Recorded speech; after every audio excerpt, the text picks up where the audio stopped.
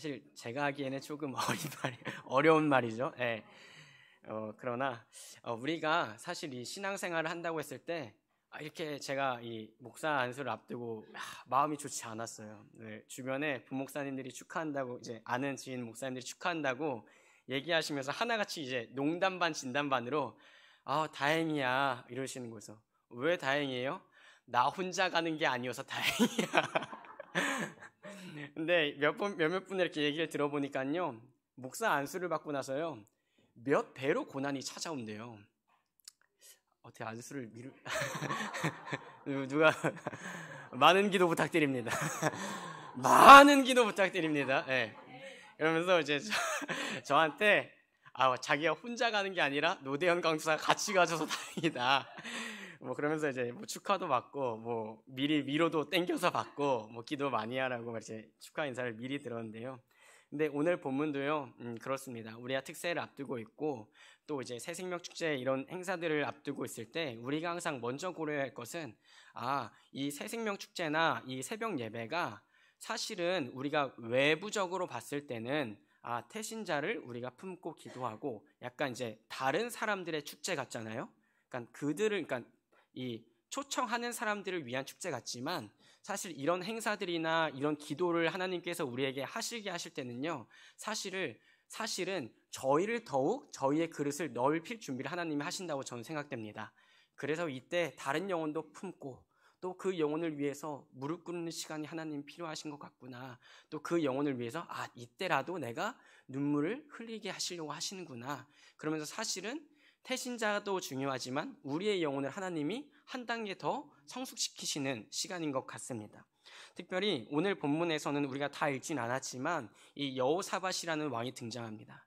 근데 역설적이게도요, 이 여호사밧 왕은요 잘 살았어요. 군대도 강했습니다. 근데 오늘 본문은요, 이 여호사밧이 너무나 한없이 나약해 보이는 것처럼 하나님 앞에 기도합니다. 우리가 읽진 않았지만 이렇게 성경은 기록되어 있습니다. 20장 1절인데 모압 자손과 암몬 자손들이 마온 사람들과 함께 여호사밧을 치고자 한지라. 분명히 말씀드렸습니다. 여호사밧의 시대는요 이스라엘이 부강했습니다. 근데 3절에 이렇게 기록되어 있어요.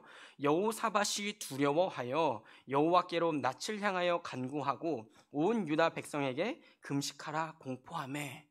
분명히 자기의 수중에는요 싸울 만한 군사들과 강한 군대들이 있었습니다.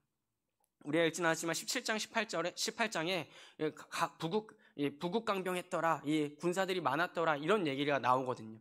근데 그것과는 다르게 이제 모압 자손과 암몬 자손들이 쳐들어온다고 했을 때 여호사밧 안에 두려움이 생깁니다. 근데 그 두려움이 어디로 향하냐면 바깥의 외부로 향한 것이 아니라 여호와께로 낯을 향하여. 이게 우리의 신앙생활의 한 가지 원리인 것 같습니다. 예수를 믿는다는 것은 무엇입니까? 이 피차 일반이지만 세상을 살아가는 사람들도 삶이 힘듭니다. 또한 예수를 믿는 사람들도요 삶은 힘들어요. 그거는 뭐 동일하죠.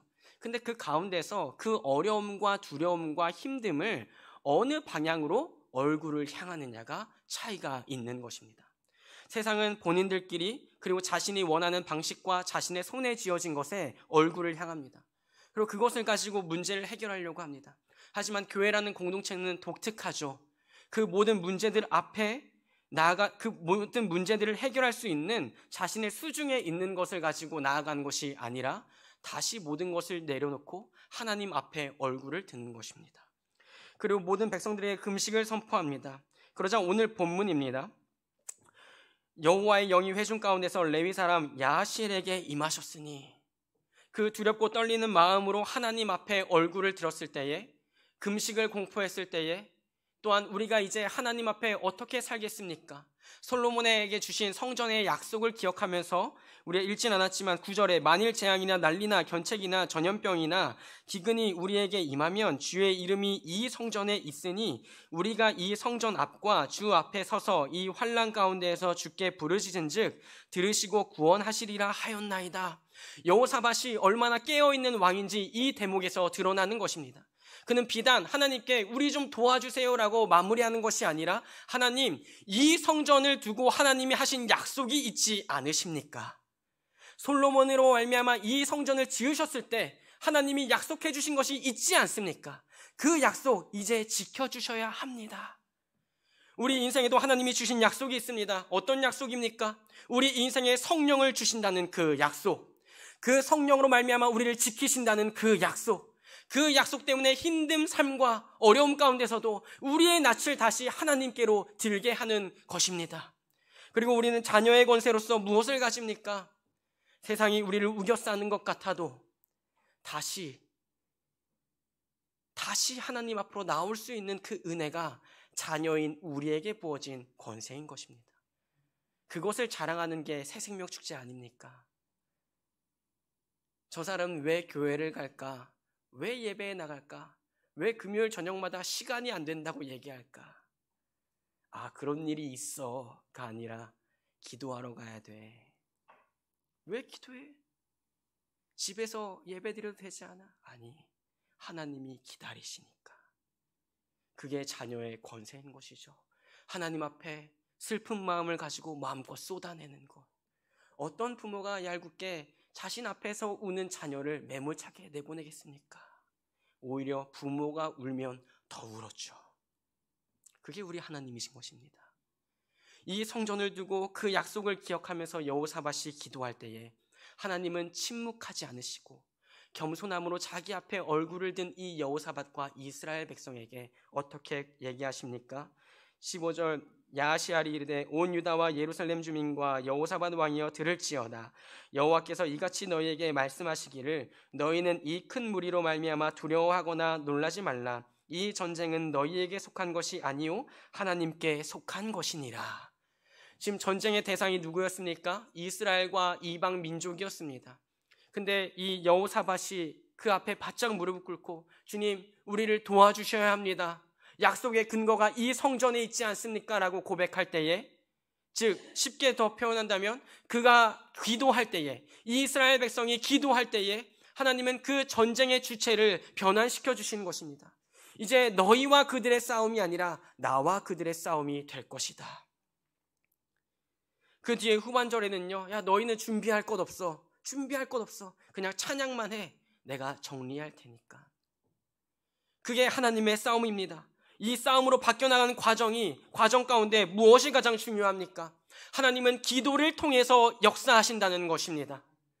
우리가 이제 다음 주에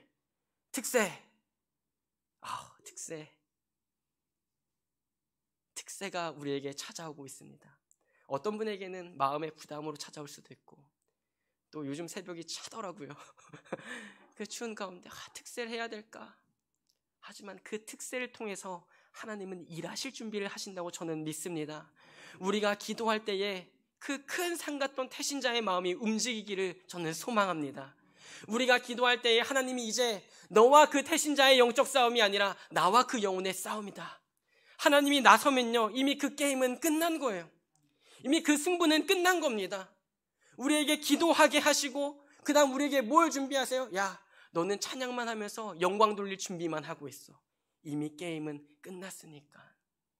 종종 감사하게도요, 이 어린 사역자에게 기도를 부탁하시는 권사님들과 장로님들이 계십니다. 인간적인 마음으로는요, 그래도 저보다 거의 많으면 2배, 제가 생각보다 젊습니다. 네, 2배 젊은 살아오신 분인데 그래도 사역자로 기도를 부탁하세요.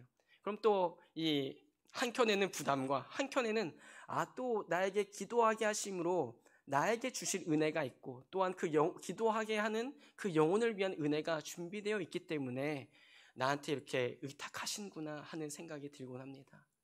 이 얘기를 왜 합니까? 다른 얘기가 아닙니다. 기도는요, 부담스러워요. 다른 영혼을 위해 기도한다는 건요, 힘을 써야 하는 일입니다. 시간을 내야 하는 일입니다. 근데 하나님의 입장에서는요, 너무나 가치 있는 일이라는 것입니다. 전쟁의 판도를 뒤엎는 일이라는 것입니다.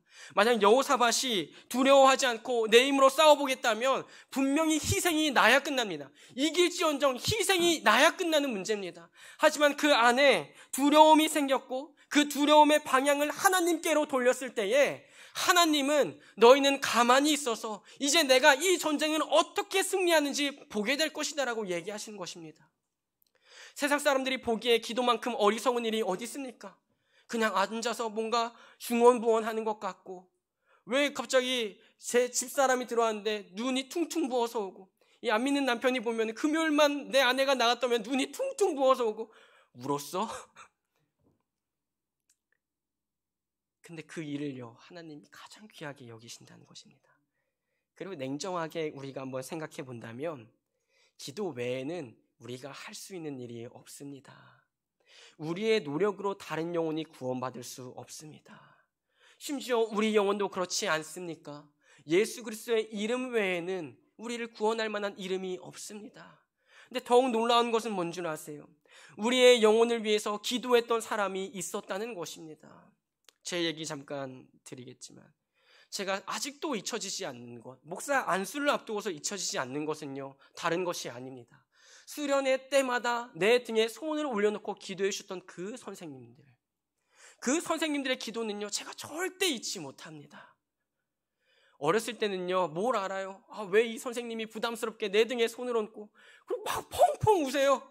나는 멀쩡한데 나는 눈물도 나지 않는데 그 기도해 주시는 펑펑 울면서 대현이 뭐 이렇게. 근데 시간이 지나고 보니까요, 그 기도 때문에 제가 이 자리까지 올 수 있었던 것 같습니다.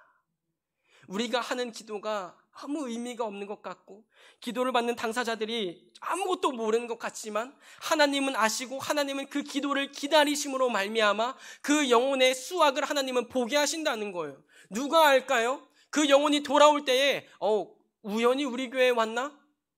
어디 돌아다니다 우리 교회에 왔나? 다른 사람들은 그렇게 생각할지언정 기도한 사람은 그렇게 생각하지 않는다는 것입니다. 하나님 살아계셔서 내 기도에 응답하셨구나. 하나님 살아계셔서 내 기도에 저 영혼 품고 기도했더니 결국은 열매를 보게 하셨구나. 그게 기도한 자에게 부어주시는 하나님의 은혜입니다. 다른 사람들은 몰라도 기도를 맡겼던 그 사람은 알 수 있는 은혜. 다른 사람들은 몰라도 태신자를 품고 눈물로 기도했던 사람은 알 수 있는 은혜. 그 다음 그 경험을 한 사람이 뭘 하겠습니까? 찬양을 하는 것이죠. 주님 맞습니다. 이 영적인 전쟁 가운데 제가 두 손 두 발을 다 들고 하나님께 의탁했을 때 하나님이 일하셨습니다. 그 전쟁이 오래 걸리는 것 같고, 그 전쟁이 이제는 뭔가 너무나 오래 한 영혼 놓고 기도했을 때 이제는 포기해도 되지 않나 라는 생각이 들 때 그때에도 하나님은 쉬지 않으신다는 것입니다. 그로 말미암아 우리에게 기도하게 하시는 것이죠. 그리고 우리는 그 기도를 하면서 무엇을 기대하고 바라는 것입니까? 이 전쟁의 승리를 우리 두 눈으로 목도하는 것을 우리는 기다리는 것입니다. 이번 특별 새벽 기도회 그리고 새생명 축제 주제가 기다림입니다. 하나님은 어떻게 얘기하십니까? 17절에 이 전쟁에는 너희가 싸울 것이 없나니 대열을 이루고 서서 너희와 함께한 여호와가 구원하는 것을 보라. 너희는 할 게 없어. 성벽에 서서 기다려서 보기만 해. 그게 하나님의 전쟁 방식입니다. 구원을 향한 전쟁 방식도 동일하죠. 우리가 하나님 앞에서 아무것도 할 수 없었습니다. 아무것도 하지 않았습니다. 근데 예수님은 이 땅에 친히 그 영광의 보좌를 버리고 오셔서 능력스러운 십자가에 친히 매달리심으로 말미암아 내가 다 이루었다. 그 일로 우리의 구원의 문제는 끝난 것입니다. 그냥 보고 기다리다가 끝난 것입니다. 그것을 우리는 은혜라고 부르는 것입니다. 내가 한 것이 아무것도 없음에도 불구하고, 나의 공로가 조금도 들어가지 않음에도 불구하고, 사단과의 전쟁에서 항상 지는 우리지만 이제 친히 하나님의 아들이신 그분이 이 땅에 오심으로 그 전쟁을 끝내놓고 다 이루었다. 그 자유함을 누리고 있는 게 여러분과 저 아니겠습니까? 그 승리를 맛보고 감사하고 있는 게 여러분과 저 아니겠습니까? 사랑하는 성도 여러분, 하나님은 우리에게 종종 기도하게 하십니다. 강권적으로 기도하게 하십니다. 그리고 그 기도하게 하실 때에 그 때를 놓치지 않는 영적인 민첩함이 우리에게 생겨나기를 소망합니다. 한 영혼을 놓고 기도하게 하시는 이유가 반드시 있을 겁니다. 우리는 잘 알지 못하지만 그때를 기도로 믿음으로 품고 넘어가면 그 뒤에 하나님이 하늘을 여시고 그 은혜를 우리에게 부어주실 때 그때 우리는 깨닫게 되는 것입니다. 특별히 오늘 본문은 이 여호사밧 왕의 기도뿐만 아니라 이스라엘 온 백성이 금식을 공포했을 때 금식하며 이 전쟁 앞에서 자신들의 마음을 낮춘 사건입니다. 단 한 명 왕의 금식이 아니라 왕이 이 금식을 공포하고 우리가 지금 큰 위기에 닥쳤습니다. 우리가 다 같이 지금 다시 하나님 앞에 엎드려야 할 때입니다 라고 얘기했을 때에 성경은 이렇게 기록합니다. 남녀노소 가리지 않고 하나님 앞에 이 기도에 동참했다는 것입니다. 종종 우리 마음에 분주함이 생기고 종종 내가 기도할 시간이 어디 있을까? 가뜩이나 삶이 바쁜데 다시 한번 말씀드리지만 기도는 시간을 내서 하지 않으면 되지 않습니다. 근데 이 특세 왜 여셨을까 하면 저보고 기도 좀 하라고 여신 것 같아요. 청년들을 놓고 또 성도들의 품은 태신자를 놓고 다 저 때문입니다. 또한 여러분 덕분입니다. 이 시간 우리가 함께 특세를 기다리면서 또한 새생명 축제를 기다리면서 여호사밧의 전쟁을 살펴보며 우리는 먼저 두 손 두 발을 다듬는 것이죠. 주님, 한 영혼을 품었지만 제 힘으로는 아무것도 할 수 없습니다.